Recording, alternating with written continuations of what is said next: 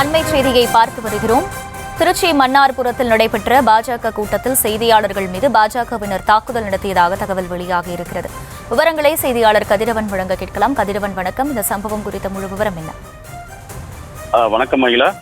திருச்சியில் இன்று தேசிய கல்விக் கொள்கைக்கு ஆதரித்து பாஜக சார்பில் விளக்க பொதுக்கூட்டம் மன்னார்புரம் ராணுவ மைதானத்தில் நடைபெற்றது. இந்த பொதுக்கூட்டத்தில் மாநில தலைவர் அண்ணாமலை, அப்புறம் முன்னாள் ஆளுநர் தமிழிசை சவுந்தரராஜன், அப்புறம் பிஜேபி மூத்த தலைவர் எச் ராஜா, சட்டமன்ற உறுப்பினர் வானதி சீனிவாசன், நைனா நாயந்தன் உள்ளிட்ட பலர் கலந்து கொண்டனர்.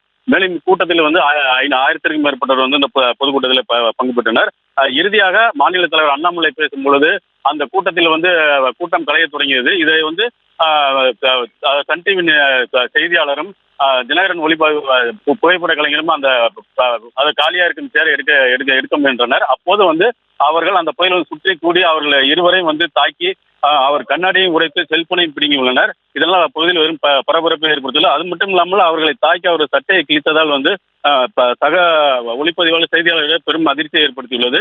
இதை அடிக்கிறீர்கள், ஏன் அடிக்கிறீர்கள் என்று பலரும் போய் தடுத்த போது நீங்கள் எதற்காக அந்த காலிச்சேரி எடுக்கிறேன் என்று கூறியதால் அந்த பகுதியில் பெரும் பரபரப்பு ஏற்பட்டது. இதனால் இருவருமே தாக்கியதால் தற்போது அவர்கள் மருத்துவமனைக்கு சிகிச்சையாக சென்றுள்ளனர்.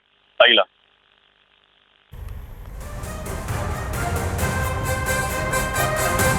விவரங்களுக்கு நன்றி கதிரவன்.